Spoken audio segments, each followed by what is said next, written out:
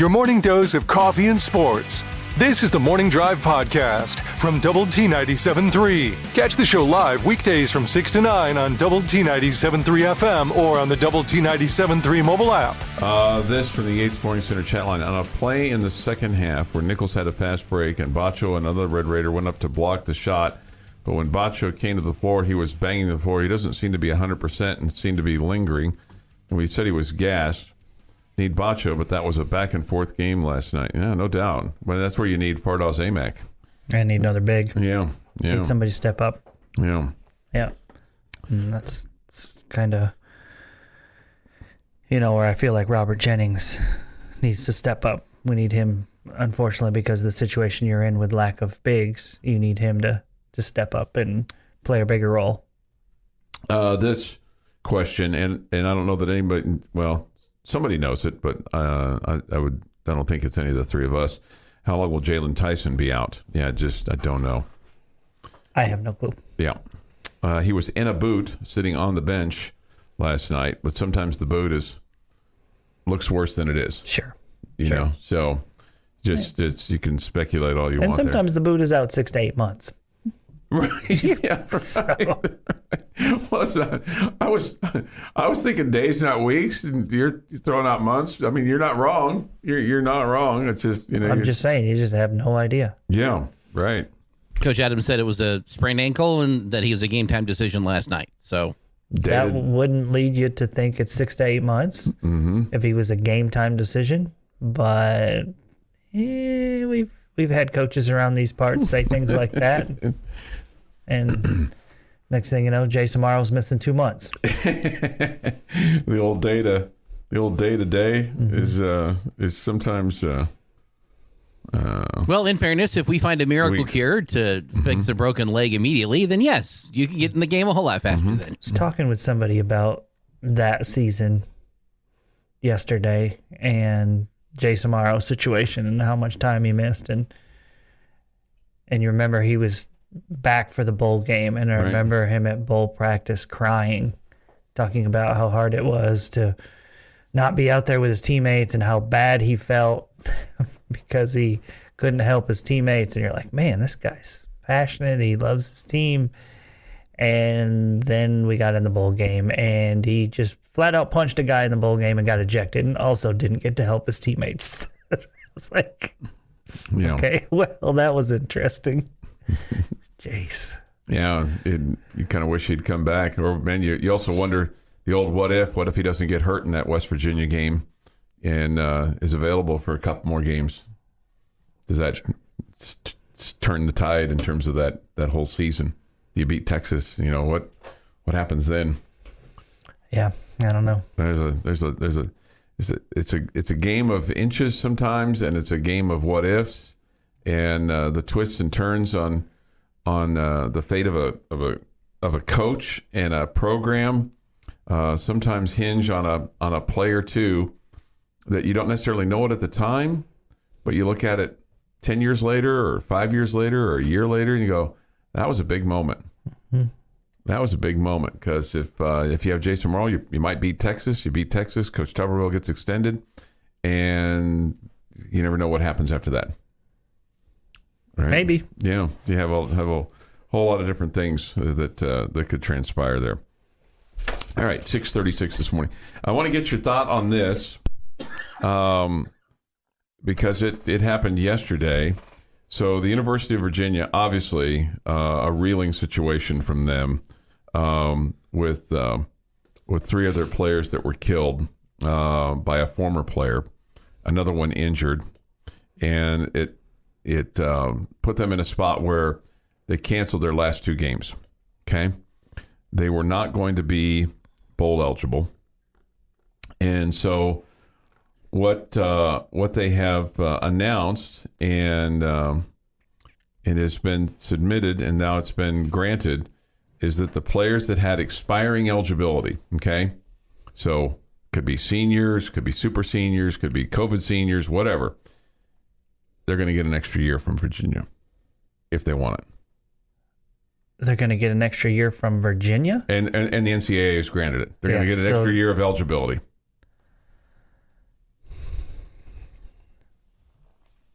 I guess if I'm being honest, I'm not in favor of that.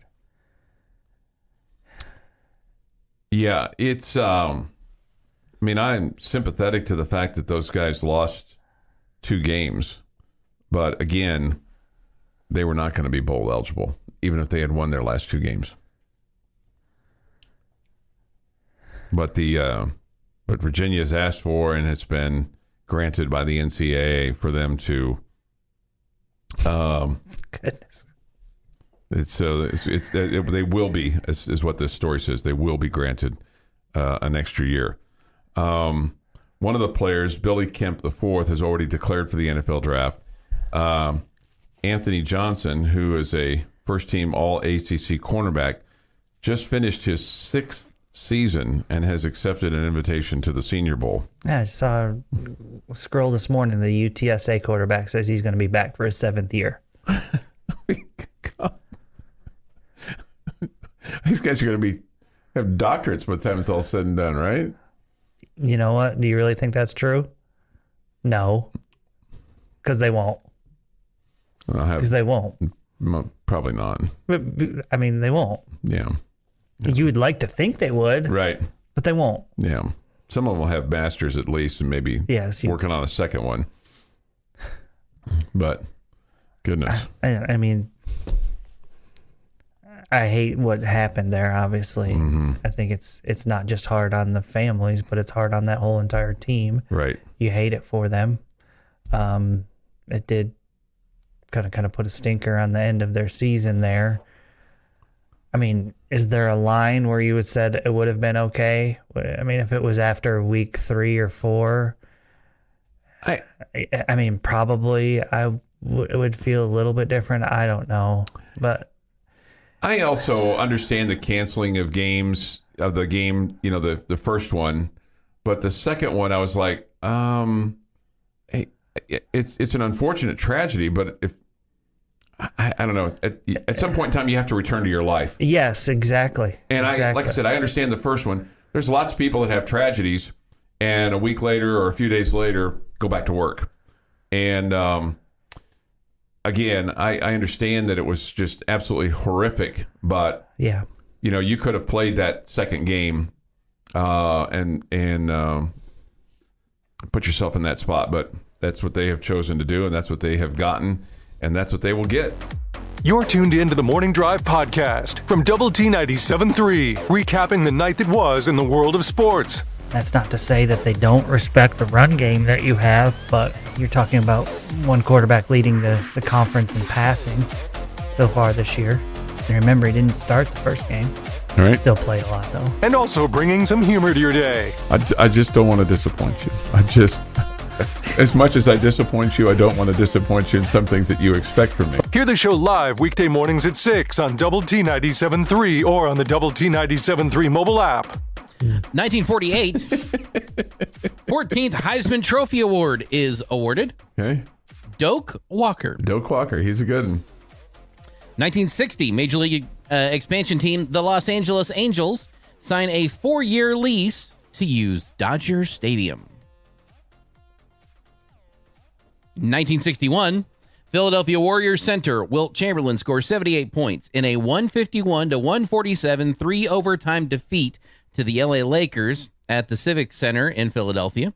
It's the second highest game total in NBA history. And I think I read this earlier in that game, Elgin Baylor had 63.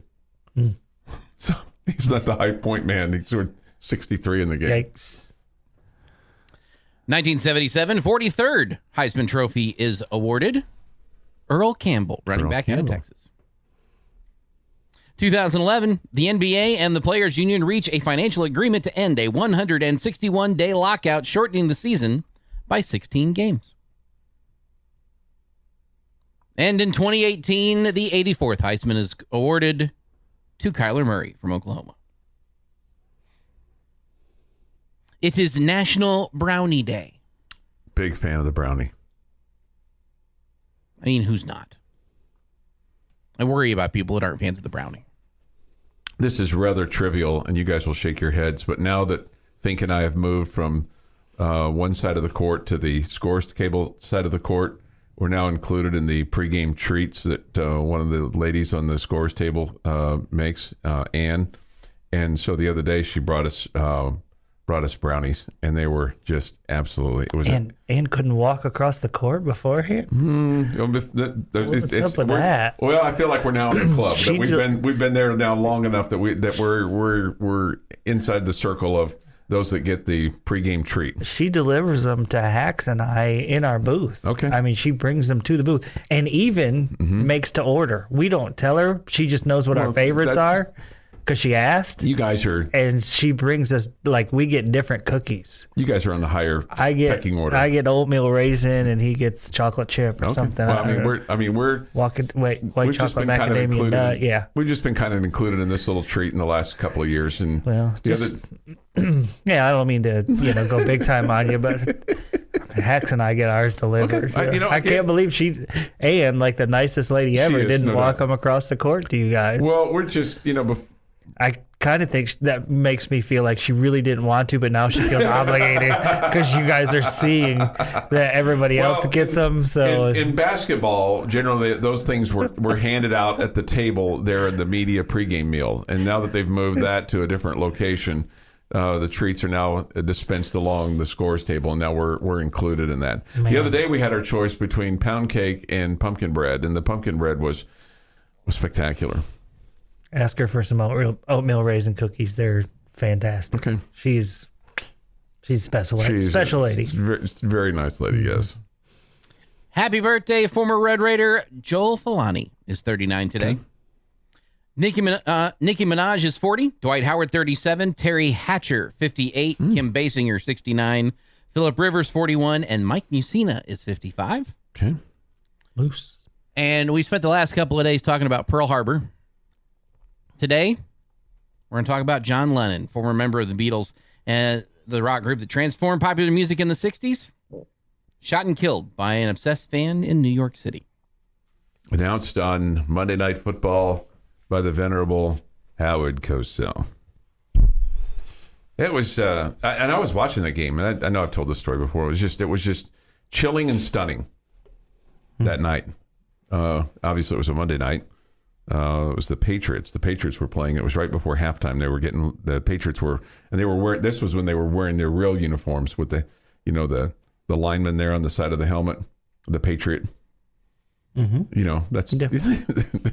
I know you looked at me like they're real. They wore it. Not their costumes that they're wearing now. No, they wore them Thursday before last against Buffalo. Yeah, they did. Or was that it was just last Thursday? Yeah. No, it was just crazy. 6:52 this morning. The one thing that Howard said,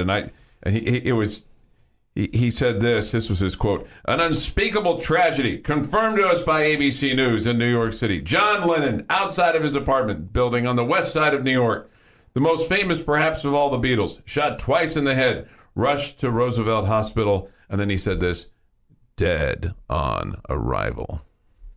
It was just chilling the way that Howard delivered that. If you could pattern your broadcasting game after anybody, it feels like Howard Cosell would have been good for you. I loved and hated Howard Cosell. I loved him on Monday Night Football, and I hated him on baseball. You're somebody that says that you'd rather be loved or hated than not known. Mm-hmm. Mm-hmm. Right. We differ on that one a little bit. But, yeah, I did like me some Howard Cosell. There's no question. Mm-hmm. No question about it. I always loved his speaking of sports commentaries too. Yeah. I mean, you're putting together a list of the 10 greatest ever. I'm putting your boy Howie in there. Yeah. Mm-hmm. Yeah, probably so. 6:54 this morning here on the Morning Drive. We'll talk some more Red Raider basketball next, as the Red Raiders did win last night over at Nichols. And now they hit the books for a week or so, and they'll be back at it next week against Eastern Washington. So they'll be looking for some improvement there. This is the Morning Drive podcast from Double T 97.3, getting you ready for today's sports day. 3 of the first 4 games have been at home, so at some point in time you're going to have to venture outside the 806. So that'll be That'll start this week. while having a little fun along the way. Always good if you can blame it on somebody else, right? Yeah, sure. Especially some media guy. Sure. Right, some media guy. Catch the show live weekday mornings from 6 to 9 on Lubbock Sports Station, Double T 97.3. Thank you for being with us this morning with Jamie Lent and Jeff McGuire. I'm Chuck Heinz. Take your thoughts and comments this morning on the Yates Flooring Center chat line. Go to the Double T 97.3 mobile app. It's presented by Happy State Bank. Benchmark Hotline is open too. This from Raiders Dad. Chuck, has the lucky lady dropped an Arkansas on you yet when y'all are discussing something and you start not making any sense? No. No, she has not. I don't know that she's aware of the Arkansas reference. What? I can send a text message. I know. I was I'll be just right about back. to say, let me grab my phone real quick. I can assure you she's been involved in conversations with me when she starts discussing something and I discuss something else that is completely unrelated to the question that she has asked me. So yeah. So you're saying it's not just us? No. Okay. I think maybe an initiative for 2023 is to continue to work on my listening. It'd be a 2023 initiative. Okay. Work on being a better listener. I wish you luck. Well, I mean, we're all allowed to improve, right? That's what you say. You're allowed to We get better. are allowed. You're allowed to get better. Unfortunately, I don't know that I'm improving in any of my problem areas. What would you cite as your chief problem area?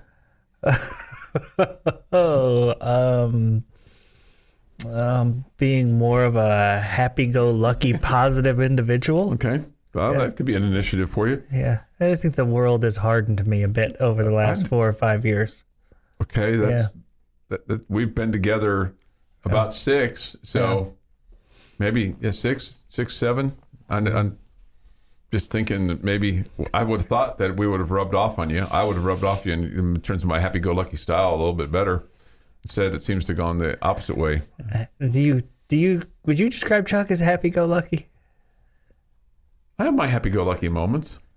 Oh, sure. Yeah, and we all do. Yeah. I wouldn't describe Chuck as happy-go-lucky. No. What would you describe me as? I don't know. I wouldn't call you negative Nancy like like I'm referred to as. Yeah. But yeah. Hardened criminal? I mean, No. Jeff is definitely not happy-go-lucky. Who do we have that's happy-go-lucky? Clint, maybe? Clint's pretty happy-go-lucky, yeah. Catherine, Yeah. down the hall. Yeah, down the hall. Okay. And she's not cracking a whip at all of us. Right, but once the whip is cracked, she's happy. Jeff brought up somebody that nobody in our listening audience knows. Yeah, right. Choice isn't happy-go-lucky. Haxton isn't happy-go-lucky. No. Nobody stretches them. Dick Jackson. Well, Jackson's just kind of like neutral. I don't know that he's happy-go-lucky, but happy he's to just be like here, maybe. he's just going. For a couple more weeks. Dickens is not happy-go-lucky. No, I don't. How about Gus? Yeah. Gus is Gus? happy. Yeah. That's not a bad answer. Gus might be our most happy-go-lucky guy. Yeah. David Tedford? Gus and Clint. Gus and Clint, yeah. Mm-hmm. Yeah. All right, 7:18 this morning here on the morning drive. Did anything? And I know that there was. Did anything? What stood out to you that was positive last night? Maybe that's a better way to ask that question. I think Pop Isaacs is going to be a stud for you. Okay. Yeah, he's not a flash in the pan who just, had some good games early on. I think he's going to be a legit scorer for you all season long. Okay. He had 24 last night, 5 of 6 from 3, 7 of 8 free throw line, played 31 minutes, and asked for the ball. I mean, there was times where he clearly wanted the ball. He was feeling it last night. Mm-hmm. Here is Coach Mark Adams on Pop Isaacs. Yeah, I thought Pop, after he settled down, just made some really big plays for us, and he hit some huge threes. Let's see, what did he go for? Yeah, 5 or 6 in the three-point line. So, big shots. We ran a couple sets for him late, and he took advantage of that, and then just made his free throws. And I was proud of him because he had some turnovers early, and his head was down and a little frustrated. And I said, Pop, we're not going to win unless you play well. So get your head up and keep going. And he responded well to that. That's a lot of pressure to put on a young man. When the head coach says that to you, hey, we're not going to win unless you play well. Get your dauber up. Yeah, it is some pressure, but I'm sure guys like that. They like that. That means they're going to be a key guy. Free throws were a problem last night for the Red Raiders. 10 of 19 in the first half, so that was 52.63%. They missed 9, and then they missed 8 in the second half, but they made 19 out of 27, 29 of 46. It's probably the difference in the ball game, the made ones. Here's Coach Adams on the missed free throws. I don't know who our free throw coach is, but we need to dock his pay. But we shot free throws last night and today and worked on that as we always do. And there's just some games we shoot it really well. A lot of times I think when you look at free throws, sometimes that's just the mental preparation. So I think obviously we came out a little bit flat, and I don't think we're mentally sharp as we've been in games in the past. And we talked about this team and how good they were against BYU and Wyoming and San Diego. And I know the coaching staff certainly didn't overlook them, had a lot of respect for them. But, young guys just have to grow up, and this is part of that process that anybody can beat you on any given night, and you have to respect your opponent. And sometimes free throw shooting, it becomes contagious. I mean, as much as you kind of get to the free throw line, you get up there and you're unconscious and it starts going in for you. There's some nights where the thing just, for whatever reason, I mean, it could be fatigue, could be, your technique, it could be it gets in your head, you start thinking about it too much, and the next thing you know, you're missing tons of free throws. Sure. And unfortunately, though, feels like free throws are one of those things that are sometimes contagious. Right. So, Gesundheit. This from the Yates Flooring Center chat line. Chuck is the Gomer Pyle of the morning drive. Goalie! I don't think that's a compliment. Chuck's a natural politician. Don't answer the question they asked. Answer the question you wish they would have asked. I don't think that's what it is. I think he just doesn't listen to the question. Yeah, that's probably true. Yeah. Jeff is happy-go-lucky. Pop Isaac helpful until he enters the transfer portal. Don't say that. Somebody says this, so much for winning by a quarter. I think that was related to Mr. McGuire from yesterday. Well, you said 25 yesterday. I did. That is a quarter, and I made the joke. Right. We also didn't know that you'd be missing somebody big last night when we were talking about it yesterday. Absolutely. So we did not know that. That changed how that game went immediately when that news broke. Mm-hmm. When, if ever, do you see Elijah Fisher getting more PT? I would have thought he would see more action than he has to date. There's probably something that they want to see from him out of practice that translates into the game. That either he's not doing or not doing well enough, and then when he gets into the game, he's not executing the one thing that they want him to execute, therefore he's not getting to play. Yeah. That would be my guess on that. Bullfighter says, where would this team be without Pop?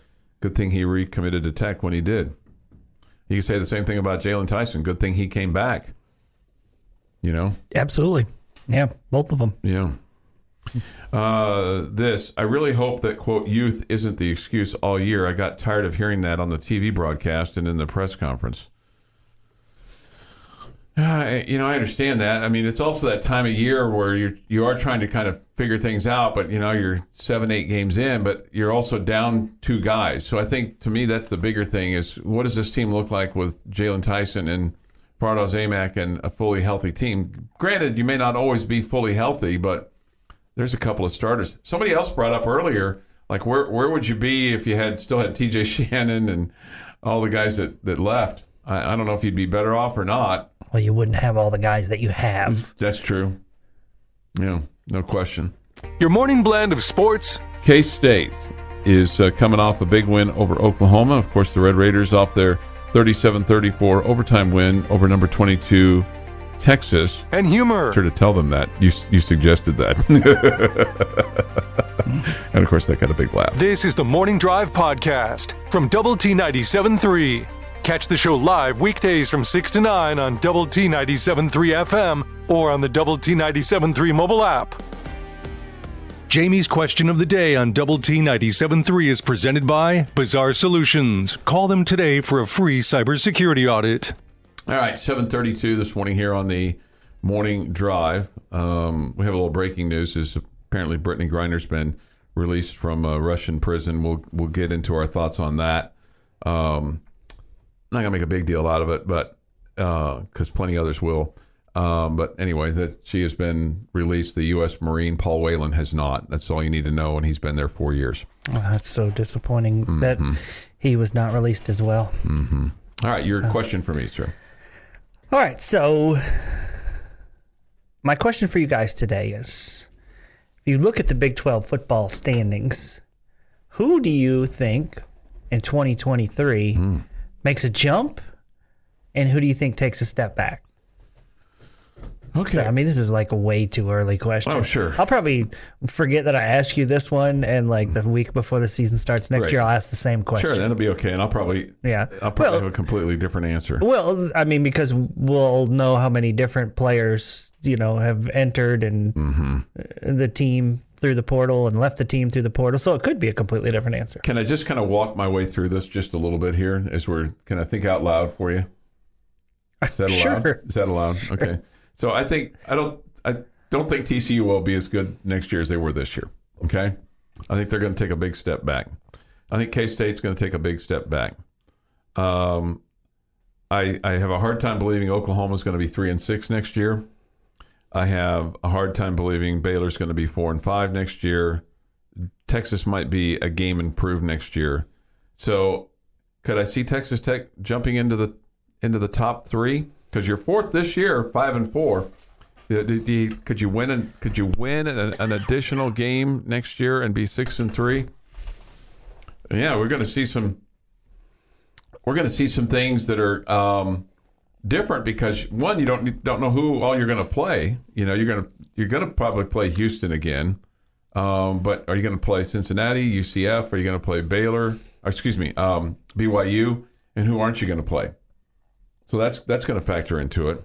So I'm going to say, now to answer your question, I'm going to say Oklahoma is going to be in the top three. I'm going to say Texas Tech's going to be in the top three, and I'm going to say Texas is going to be in the top three. Okay. Does that kind of answer your question? It's in the ballpark. Okay, well, it's better than it is some days. Texas Tech will take a step forward with a second offseason with head coach Joe McGuire and his recruiting trail and getting a chance to really dive into the transfer portal to fill some holes. And Texas will take the step back because they're Texas and they're going to take a step back. I'm not giving them a choice. They're taking several steps back, like all the way to the back of the line.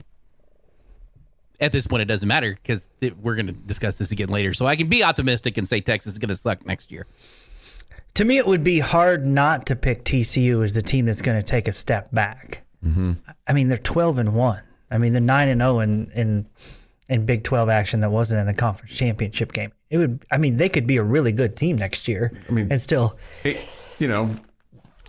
like 2 games worse, right? 7-2 would be a step back, right? And it would still be a really good season, right? In Big 12 play. So I think I would have to go to them. I am really, really wondering about Oklahoma State, who finished 4-5 in conference play and 7-5 overall. I mean, they're having a mass exodus of players there.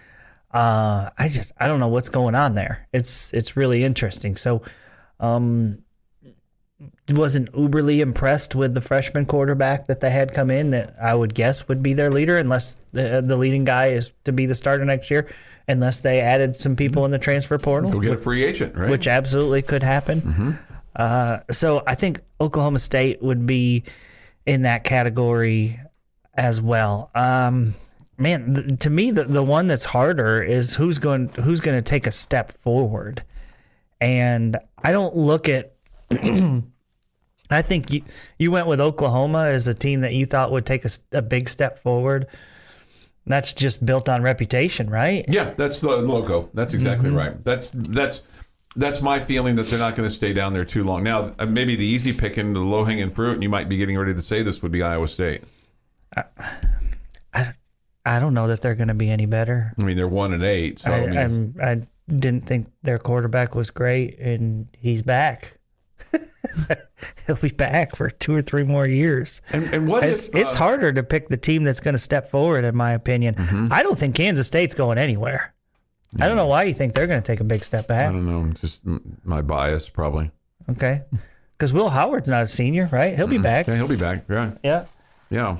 Unless they have a coaching change. I mean, would Chris Kleiman be a guy that Purdue would go after? Would Matt Campbell be a guy that more likely that Purdue would go after Matt Campbell? Is Purdue a better job than Iowa State? I think I would say yes because of the money that they make in the Big Ten. Yes, that's exactly why I would say that too. Mm-hmm. Is that I don't know that Chris Kleiman would view it like that. He may go, man, we kind of got it rolling here. Why would I want to start over? That's what I would say. Yeah, I wouldn't leave if I was Chris Kleiman. Yeah, so I think the Red Raiders do have the potential to be a team that could take a step forward. I don't know about a huge step forward. I mean, sooner or later, you're going to have a healthy quarterback, right? It's going to happen, sure. Right? I just think defensively with what you've gotten back. I think it's massive to get those 2 defensive tackles back. I think that is huge. I mean, those guys are hard to find. Mm-hmm. And you got 2 really good ones that are coming back. That's just like adding 2 really good ones in the transfer portal. Sure. Except they already know your system and they're quality guys and all the above, great leaders on your team. I think that's massive. That has given me a lot of hope. Checks all the boxes, right? Yeah, I can't tell you how excited I was when I found that news out yesterday. That's big. So I don't think it would be out of the question to think the Red Raiders would be able to be a win or so better. I think Baylor has the potential to be better than they were too, because I think Dave Aranda's a good coach, and they showed at times this year that they could be really good. Mm-hmm. And then there's KU. I mean, what happens with them? I mean, do they win another game in the conference? They were 3-6, 6-6 overall. They had really 2 cupcakes in the non-con. I don't know. That'll be interesting to see what happens with them. If they're able to win a game or more. I think that's the same boat as the Red Raiders, so or you wouldn't be shocked to see them win at least one more game. Yeah. I think before. Yeah, I think you're probably right about that, and finish 7-5 or something like that. I bet you there'll be a team that's a lot of guys in the portal will be interested in, because he seems like a coach that players would want to play for. It kind of looks like they finally have a little bit of stability there at the head coaching spot, which for them would go a long way. You're listening to the Morning Drive podcast from Lubbock Sports Station, Double T 97.3, recapping the night that was in the world of sports. A little bit later on tonight, we'll have the Astros and the Diamondbacks. That'll be at 8. And then the Rangers playing at Seattle tonight. And also bringing some humor to your day. Was it pretty big? Yeah. I mean, it's impressive? Yeah. Was it fascinating? I thought it was fascinating. It kind of smelled, but I mean. Hear the show live weekday mornings at 6 on Double T 97.3 or on the Double T 97.3 mobile app. Nice to have you with us this morning on Lubbock Sports Station, Double T 97.3 and Double T 97.3.com. With Jamie Lent and Jeff McGuire, I'm Chuck Heinz. It's our pleasure to have you with us this morning. Yates Flooring Center chat line is open. Go to Double T 97.3.com. For that, through the mobile app, which is presented by Happy State Bank. Benchmark hotline is open too at 806-771-0973. So the United States of America has done a deal with Russia to get the release of Brittney Griner. They've basically exchanged a guy that we had been holding, an arms dealer, for quite some time, and she is free. I guess on one hand, I'm glad she's free. I hate the fact that a Marine is still there in Paul Whelan, who's been there for 4 years. I don't particularly like the fact that she's going to be made out to be a martyr or a conquering hero, because what she did was wrong. She broke the law. She broke the law. I think we all agree the punishment was excessive, incredibly harsh, yes, for the law that she broke, but she broke a law. And I hate the fact that you had to basically treat Russia like a terrorist and do a trade, but it is what it is. It's just like I said. I mean, what she did was wrong. She broke the law. The punishment was excessive, big time. And but the problem is that you still have a guy over there who is not as celebrated because he wasn't a basketball player. He's a Marine that fought for our country, and he's been there for 4 years. And he still sits there. Yeah, that's the part that, when initially I saw the news, like the excitement of, oh, wow, they finally got this deal done, and the Marine and Brittney Griner are going to come back home, and to find out it was a 1-for-1 swap, and the Marine is left, and the basketball player who committed a crime is the one that's heading home. Yeah. That's just hard to take. Mm-hmm. That's hard to take. Yeah, so that, again, I'm glad she's out. I'm glad that this will be off the front page. But I hate the fact that it's going to be on the front page for a few days. Yeah, for a few days. But I mean, at least the constant, of this will end. And this is not about anything other than I hate the fact that the Marine was left behind, and at some point in time, she needs to be accountable for her end of this, what she did. Because it's not what we do anymore, Chuck. Nobody's accountable. Nobody's responsible for their own actions. You go to a foreign country, and you know what you're putting in your bag. Okay, it's like we went to Bangkok this summer, and we knew exactly what we were going to take into the country, what we're going to take out of the country, what we're going to declare when we came back into our country. We flew domestically inside of Thailand and, had no problems, no issues. If we'd had, they'd been on us.